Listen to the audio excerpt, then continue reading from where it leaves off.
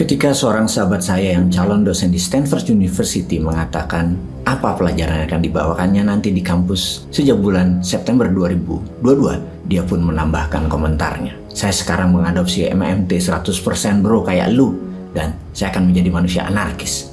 Saya tidak paham maksudnya apa. Yang kemudian dia menjelaskan, di dunia ini ada hal yang menarik. Jika di tangan kanan, dia menerangkan sambil mengangkat tangan kanannya adalah produksi, dan di tangan kiri dia pun mengangkat tangan kirinya adalah uang beredar. Maka ketika ada inflasi, maka rumusnya tangan kirinya diturunkan, alias tarik uang dari peredaran.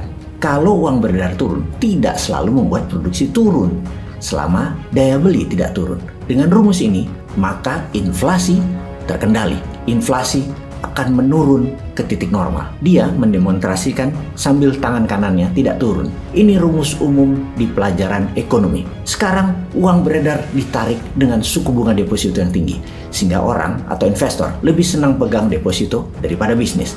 Efek uang yang ditarik dari dunia usaha membuat produksi turun.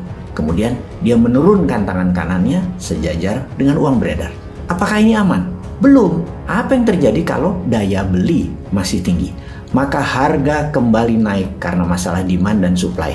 Ada demand dan supply yang sedikit, dan itu pun masih dikategorikan inflasi. Harga naik. Kemudian dia mengatakan yang bahaya adalah kalau daya beli turun karena uang beredar turun. Dia pun mengatakan, angkat tangan kanan lu bro. Nah, tangan kanan lu adalah daya beli. Sekarang angkat tangan kiri lu. Di atas sedikit tangan kanan lu. Dan tangan kiri lu adalah suku bunga. Jadi sekarang posisi kita adalah uang beredar turun, suku bunga bank tinggi, produksi turun, dan daya beli turun. Ini posisi di banyak negara loh ya, termasuk Amerika dan Tiongkok. Apalagi Indonesia yang daya belinya menurun terus. Sambil dia mengatakan turunkan deh tangan kanan lo. Nah, itu posisi kita sekarang sambil dia menurunkan tangan kirinya lebih rendah lagi, alias uang beredar rendah, dan juga tangan kanan yang merendah lagi, alias produksinya rendah.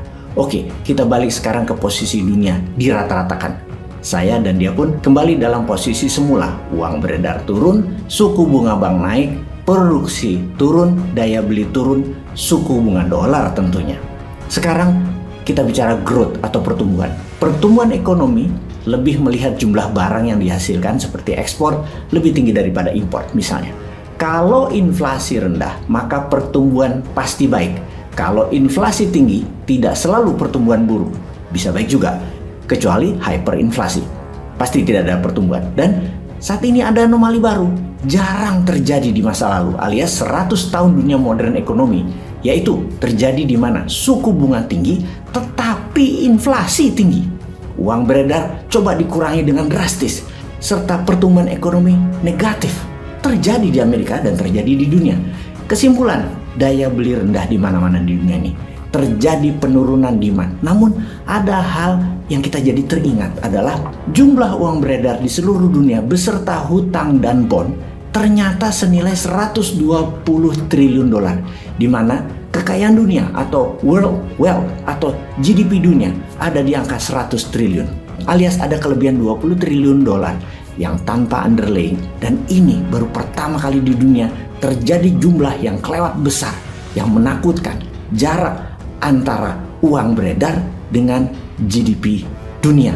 Kita lompat sebentar. 100 triliun dolar GDP dunia, di mana negara G20 seperti Amerika 25 triliun dolar, Tiongkok 20 triliun dolar, Jepang 4,9 triliun dolar, Jerman 4,3 triliun dolar, Inggris 3,4 triliun dolar, Perancis 2,8 triliun dolar, Italia 2,1 triliun dolar, Rusia 1,8 triliun, Indonesia nomor 15 atau 16 kira-kira 1,1 triliun dolar.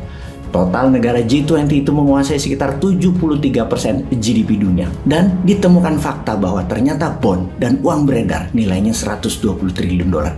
Ini bahaya, asli bahaya. 20% uang beredar dicetak, tidak ada underlying projectnya. Maka terjadi anomali baru, suku bunga dinaikkan berkali-kali, ternyata inflasi tetap tinggi.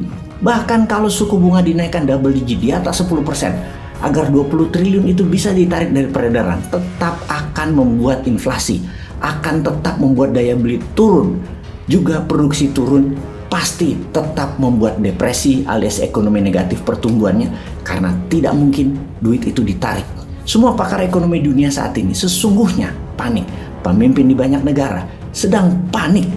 Karena itulah banyak yang mengatakan di tahun 2023, 2024, ke depan dunia ekonomi masih terlihat gelap. Bagaimana menyelamatkan ekonomi dunia ke depan? Ini yang dikatakan mitra dan sahabat saya itu. Kita harus anarkis. Tebas sistem lama yang doesn't work. Ubah yang baru. Yang mana yang baru itu? Disertasi bahan ngajarnya nanti itu kah? Disertasi yang mau dibawakannya di kampus Stanford pasti akan ditentang banyak profesor dan guru besar ekonomi dunia. Bahkan pencinta John Maynard Keynes yang pasti menghujat, termasuk sahabatnya Larry Summers, sahabatnya sendiri, seorang ekonom senior dunia, mantan Menteri Keuangan Amerika di zaman Obama, pasti berang. Juga seorang Nobel laureate Paul Krugman yang sering menjadi penasihat Datuk Mahathir Mohamad pasti akan menentangnya. Namun dia, sahabat kita ini, sudah cukup pede. Dia sudah dapat stempel dari Universitas Stanford dan sudah sangat siap perang secara mental. Saya pun bertanya, kita kan post Keynesian, terus gimana ilmu barunya? Dia pun memulai. Jadi gini bro,